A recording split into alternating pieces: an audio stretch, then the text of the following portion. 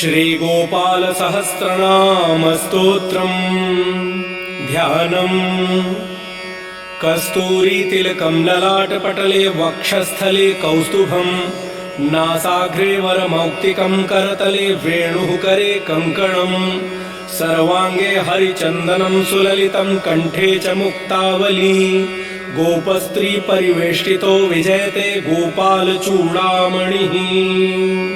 स्तोत्रम्। ॐ क्लीं देवः कामदेवः कामबीजशिरोमणिः, श्रीगोपालो महीपालः सर्ववेदाङ्गपारगः, धरणीपालको धन्यः पुण्डरीकः सनातनः, गोपतिर्भूपतिः शास्ता प्रहर्ता विश्वतोमुखः, आदिकर्ता महाकर्ता महाकालः प्रतापवान्, जगज्जीवो जगद्धाता जगद्भर्ता जगद्वसुः,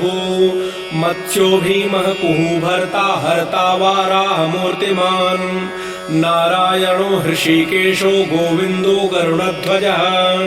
गोकुलेन्द्रो महाचन्द्रः शर्वरी प्रियकारकः, कमलामुखलोलाक्षः पुण्डरीकशुभावः, दुर्वासाः कपिलो भौमः सिन्धुसारङ्गसङ्गमः, गोविन्दो गोपतिर्गोत्रः कालिन्दी प्रेमपूर्वकः, गोपस्वामी गोकुलेन्द्रो गोवर्धनवरप्रदः, नन्दादिगोकुलत्राता दाता दारिद्र्यभञ्जनः, सर्वमङ्गलदाता च सर्वकामप्रदायकः, आदिकर्ता महीभर्ता सर्वसागरसिन्धुजः, गजगामी गजोद्धारी कामी कामकलानिधिः, कलङ्करहितश्चन्द्रो बिम्बास्यो बिम्बसत्तमः, मालाकारः कृपाकारः कोकिलास्वरभूषणः, रामो नीलाम्बरो देवो हलिदुर्दममर्दनः, सहस्राक्षपुरीभेत्ता महामारी विनाशनः, शिवः शिवतमोभेत्ता बालारातिप्रपूजकः, कुमारी वरदायी च वरिण्यो मीनकेतनः,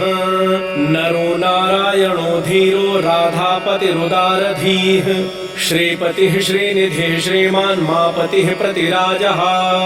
वृन्दापतिः कुलग्रामी धामी ब्रह्म सनातनः, रेवतीरमणो रामश्चञ्चलश्चारुलोचनः, रामायण शरीरोऽयं रामी रामः श्रियःपतिः, शर्वरः शर्वरी शर्वः सर्वत्र शुभदायकः, राधा राधयितो राधी राधा चित्तप्रमोदकः, राधारति सुखोपेतो राधा मोहन तत्परः, राधावशीकरो राधा हृदयाम्भोज षट्पदः, राधालिङ्गन सम्मोहो राधानर्तन कौतुकः, राधा सञ्जात सम्प्रीति राधा काम फलप्रदः, वृन्दापतिः कोशनिधि कोकशोक विनाशकः, चन्द्रापतिश्चन्द्रपतिश्चण्डकोदण्डभञ्जनः, रामो दाशरथी रामो भृगुवंश समुद्भवः, आत्मा रामो जितक्रोधो मोहो मोहान्धभञ्जनः, वृषभानुर्भवो भावः काश्यपिः करुणानिधिः, कोलाहलो हलीहाली हेलीहलधर प्रियः, राधामुखाब्जमार्तण्डो भास्करो रविजो विधुः, विधिर्विधाता वरुणो वारुणो वरुणी प्रियः, रोहिणी हृदयानन्दी वसुदेवात्मजो बली, नीलाम्बरो रौहिणेयो जरासन्धवधूमलः, नागो नवाम्भो विरुदो वीरः वरदो बली, गोपथो विजयी विद्वान् शिपिविष्टः सनातनः, परशुराम वचोग्राही वरग्राही श्रृगालः, दमघोषोपदेष्टा च रथग्राही सुदर्शनः, वीरपत्नीय शस्त्राता जराव्याधिविघातकः, द्वारकावास तत्त्वज्ञो हुताशन वरप्रदः, यमुना वेग संहारी नीलाम्बरधरः प्रभुः, विभूषरासनो धन्वी गणेशो गणनायकः, लक्ष्मणो लक्ष्मणो लक्ष्यो रक्षो वंश विनाशनः, वामनो वामनीभूतो वमनो वमनारुहः, यशोदानन्दनः कर्ता यमलार्जुन मुक्तिदः, उलूखली महामानी दामबद्धा वैषमी, भक्तानुकारी भगवान् केशवोचलधारकः केशिहा मधुहा मोहि वृषासुरविघातकः अघासुरविनाशी च पूतना मोक्षदायकः कुब्जा विनोदी भगवान् कंसमृत्युर्महामखी अश्वमेधो वाजपेयो गोमेधो नरमेधवान् कन्दर्पकोटिलावण्यश्चन्द्रकोटिसुशीतलः रविकोटिप्रतीकाशो वायुकोटिमहाबलः ब्रह्मा ब्रह्माण्डकर्ता च कमलावाञ्छितप्रदः कमलाकमलाक्षश्च कमलामुखलोलुपः कमलाव्रतधारी च कमलाभः पुरन्दरः सौभाग्याधिकचित्तोऽयं महामायी महोत्कटः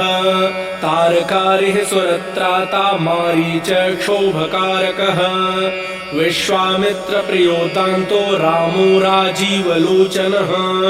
लङ्काधिपकुलध्वंसी विभीषणवरप्रदः सीतानन्दकरो रामो वीरो वारिधिबन्धनः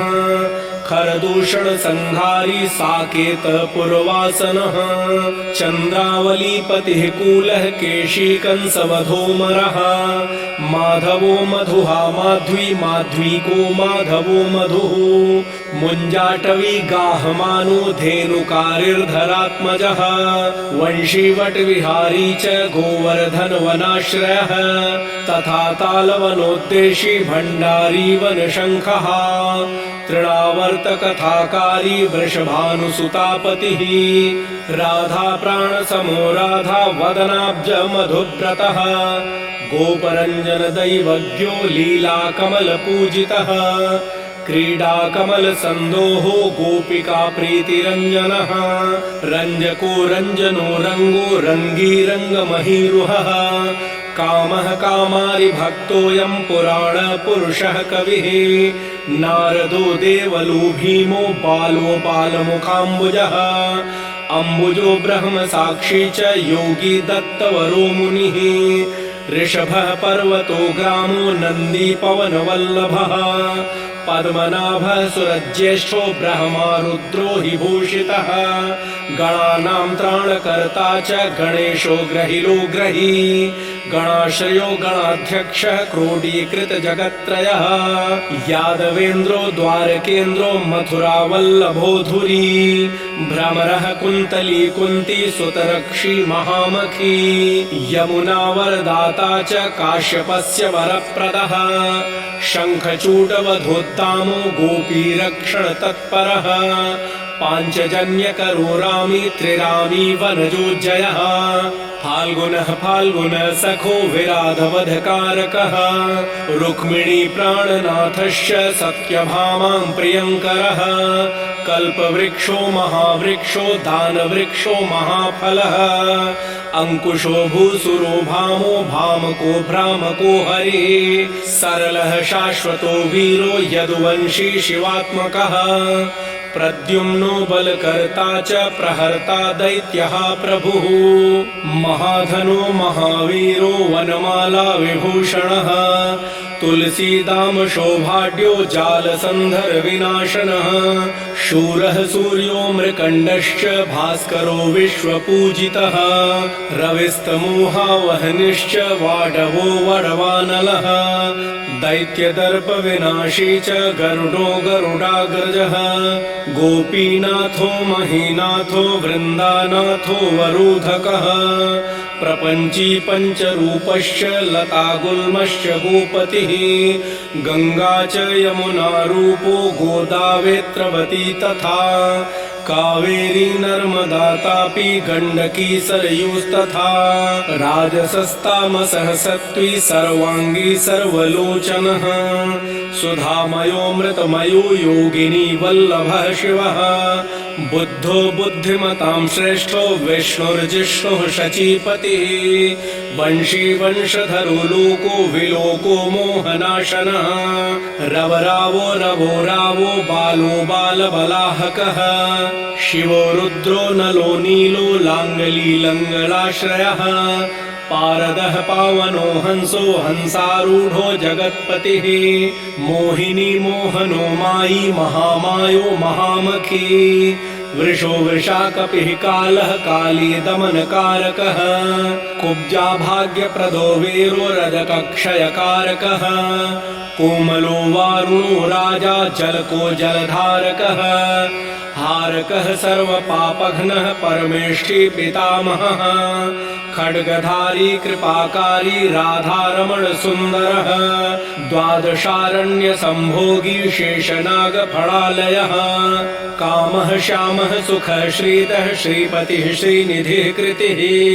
हरिर्हरो नरो नारो नरोत्तम इषु प्रियः गोपाली चित्तहर्ता च कर्ता संसारतारकः आदिदेवो महादेवो गौरी कुरुनाश्रयः साधुर्मधुर्विधुर्धाता भ्राता क्रूरपरायणः रोलम्बी च हयग्रीवो वानरारिर्वनाश्रयः वनं वनी वनाध्यक्षो महावन्द्यो महामुनिः स्यमन्तकमणिप्राज्ञो विज्ञो विघ्नविघातकः गोवर्धनो वर्धनीयो वर्धनी वर्धनप्रियः वर्धन्यो वर्धनो वर्धि वर्धिन्यः सुमुखप्रियः वर्धितो वृद्धको वृद्धो वृन्दारक जनप्रियः गोपाल रमणी भर्ता साम्बकुष्ठ विनाशनः रुक्मिणी हरणः प्रेम प्रेमी चन्द्रावलीपतिः श्रीकर्ता विश्वभर्ता च नरो नारायणो बली गणो गणपतिश्चैव दत्तात्रेयो महामुनिः व्यासो नारायणो दिव्यो भव्यो भावुकधारकः स्वः श्रेयसं शिवं भद्रं भावुकं भविकं शुभं शुभात्मकः शुभः शास्ता प्रशास्ता मेघनादः ब्रह्मण्यदेवो दीनानामुद्धारकरणक्षमः कृष्णः कमलपत्राक्षः कृष्णः कमललोचनः कृष्णः कामी सदा कृष्णः समस्तप्रियकारकः नन्दो नन्दी महानन्दी मादी मादनकः किली मिली हिली गिली गोली गोलो गोलालयो गुली गुग्गुली मारकी शाखी वटः पिप्पलकः कृते म्लेक्षः कालहर्ता च यशोदा यश एव च अच्युतः केशवो विष्णुः हरिः सत्यो जनार्दनः हंसो नारायणो लीलो नीलो भक्तिपरायणः जानकी वल्लभो रामो विरामो विघ्ननाशनः सहस्रांशुर्महाभानुर्वीरबाहुर्महोदधिः समुद्रोऽब्धिकूपारः पारावारः सरित्पतिः गोकुलानन्दकारी च प्रतिज्ञापरिपालकः सदा रामः कृपारामो महारामो धनुर्धरः पर्वतः पर्वताकारो गयो गेयो द्विजप्रियः कम्बलाश्वतरो रामो रामायण प्रवर्तकः द्यौर्दिवो दिवसो दिव्यो भव्यो भावि भयापहः पार्वती भाग्य सहितो भ्राता लक्ष्मी विलासवान् विलासी साहसी सर्वी गर्वी गर्वित लोचनः मुरारिर्लोकधर्मज्ञो जीवनो जीवनान्तकः यमो यमारिर्यमनो यामी याम विधायकः वंशुली पांसुः पाण्डुरर्जुन वल्लभः ललिता चन्द्रिका माली माली मालाम्बुजाश्रयः अम्बुजाक्षो महायक्षो दक्षश्चिन्तामणिः प्रभुः मणिर्दिन्मणिश्चैव केदारो बदराश्रयः बदरीवन सम्प्रीतो व्यासः सत्यवती सुतः अमरारी निहन्ता च सुधा सिन्धुर्विधूदयः चन्द्रो रविः शिवः शूली चक्री चैव गदाधरः श्रीकर्ता श्रीपतिः श्रीतः श्रीदेवो देवकीसुतः श्रीपतिः पुण्डरीकाक्षः पद्मनाभो जगत्पतिः वासुदेवो प्रमेयात्मा केशवो गरुडध्वजः नारायणः परन्धाम देवदेवो महेश्वरः चक्रपाणिः कलापूर्णो वेदवेद्यो दयानिधिः भगवान् सर्वभूतेषु गोपालः सर्वपालकः अनन्तो निर्गुणोऽनन्तो निर्विकल्पो निरञ्जनः निराधारो निराकारो निराभासो वासो निराश्रयः पुरुषः प्रणवातीतो मुकुन्दः परमेश्वरः क्षणवानिः सार्वभौमो वैकुण्ठो भक्तवत्सलः विष्णुर्दामोदरः कृष्णो माधवो मथुरापतिः देवकी गर्भसम्भूतो यशोदावत्सलो हरिः शिवः सङ्कर्षणः शम्भुर्भूतनाथो दिवस्पतिः अव्ययः सर्वधर्मज्ञो निर्मलो निरुपद्रवः निर्वाणनायको नित्यो नीलजीमूतसन्निभः कलाक्षयस्य सर्वज्ञः कमलारूपतत्परः ऋषिकेशः प्रीतवासो वसुदेवप्रियात्मजः नन्दगोपकुमारार्यो नवनीताशनः प्रभुः पुराणपुरुषः श्रेष्ठः शङ्खपाणिः सुविक्रमः अनिरुद्धश्चक्ररथः सारङ्गपाणिश्चतुर्भुजः गदाधरः सुरार्तिघ्नो गोविन्दो नन्दकायुधः वृन्दावनचरः शौरिर्वेणुवाद्यविशारदः तृणावर्तान्तको भीमो साहसो बहुविक्रमः शकटासुरसंहारी बकासुरविनाशनः धेनुकासुरसंघातः पूतनारिः नृकेसरी पितामहो गुरुः साक्षी प्रत्यगात्मा सदाशिवः अप्रमेयः प्रभुः प्राज्ञो प्रत्यर्कः स्वप्नवर्धनः धन्यो मान्यो भवो भावो धीरः शान्तो जगद्गुरुः अन्तर्यामीश्वरो दिव्यो दैवज्ञो देवता गुरुः क्षीराब्धिशयनो धाता लक्ष्मीवाल्लक्ष्मणाग्रजः धात्रीपतिर्मेयात्मा चन्द्रशेखर पूजितः लोकसाक्षी जगच्चक्षुः पुण्यचारित्रकीर्तनः कोटिमन्मथ सौन्दर्यो जगन्मोहन विग्रहः मन्दस्मित ततमो गोपो गोपिका परिवेष्टितः पुल्लारविन्दनयनश्चाणूरान्ध्रनिषूदनः इन्दीवरदलश्यामो बहिर्बर्हावतंसकः मुरलीनिनदाह्लादो दिव्यमाल्याम्बराश्रयः सुकपोलयुगः शुभ्रो युगलः सुललाटकः कम्बुग्रीवो विशालाक्षो लक्ष्मीवांशुभलक्ष्मणः पीनवक्षाश्चतुर्बाहुश्चतुर्मूर्तिस्त्रिविक्रमः कलङ्करहितः शुद्धो दुष्टशत्रुनिबर्हणः किरीटकुण्डलधरः कटकाङ्गदमण्डितः मुद्रिकाभरणोपेतः कटिसूत्रविराजितः मञ्जरीरञ्जितपदः सर्वाभरणभूषितः विन्यस्तपादयुगलो दिव्यमङ्गलविग्रहः गोपिकानयनानन्दः पूर्णचन्द्रनिभाननः समस्तजगदानन्दः सुन्दरो लोकनन्दनः यमुनातीरसञ्चारी राधामन्मथवैभवः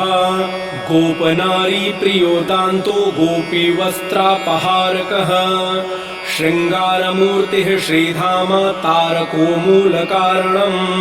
सृष्टिसंरक्षणोपायः क्रूरासुरविभञ्जनः नरकासुरहारी च मुरारिर्वैरिमर्दनः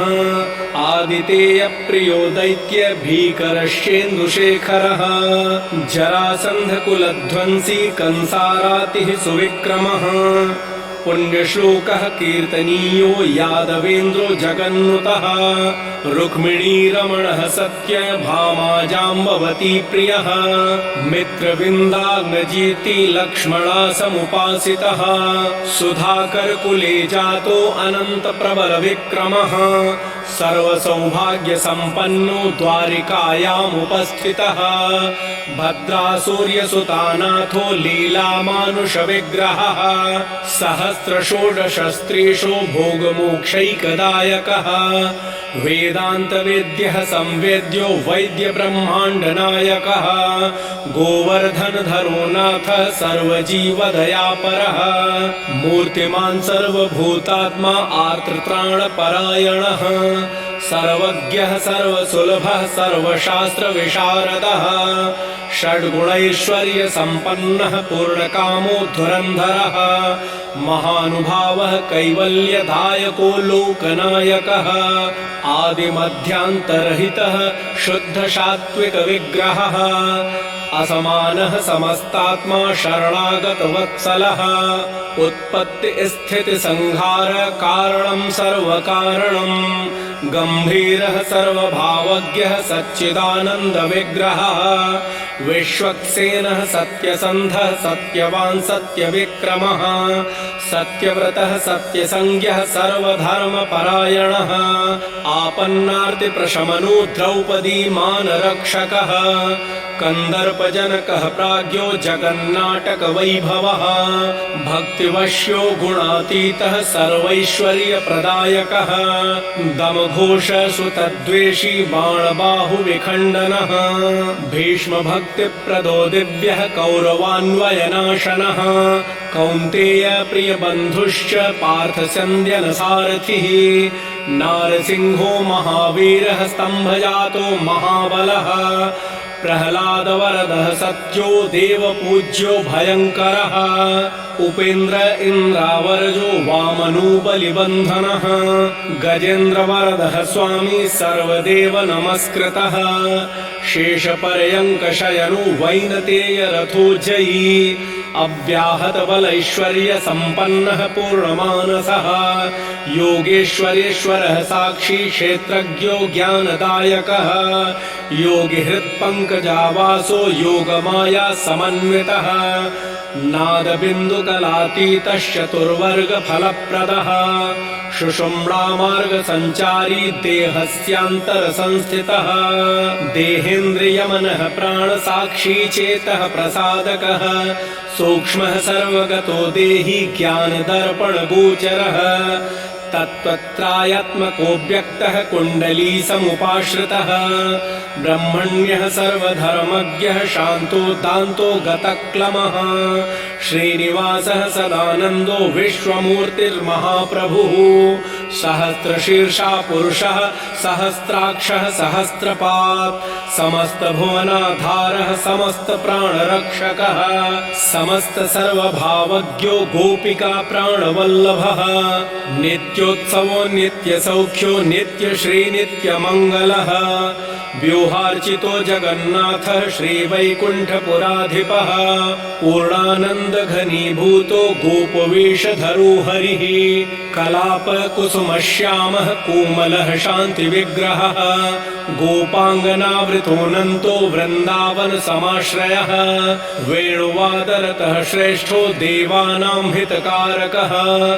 बालक्रीडासमासक्तो नवनीतस्य तस्करः गोपालकामिनीजारश्चोरजारशिखामणिः परञ्ज्योतिः पराकाशः परावासः परिस्फुटः अष्टादशाक्षरो मन्त्रो व्यापको लोकपावनः सप्तकोटिमहामन्त्र शेखरो देवशेखरः विज्ञानज्ञानसन्धानस्तेजो राशिर्जगत्पतिः भक्तलोकप्रसन्नात्मा भक्तमन्दारविग्रहः भक्तदारिद्र्यदमनो भक्तानां प्रीतिदायकः भक्ताधीनमनः पूज्यो भक्तलोकशिवङ्करः भक्ताभीष्टप्रदः सर्वभक्ताघौघनिकृन्तनः अपारकरुणासिन्धुः भगवान् भक्ततत्परः। इति श्रीसम्मोहनतन्त्रे पार्वतीश्वरसंवादे गोपालसहस्रनामस्तोत्रम् सम्पूर्णम्। जय श्री कृष्ण।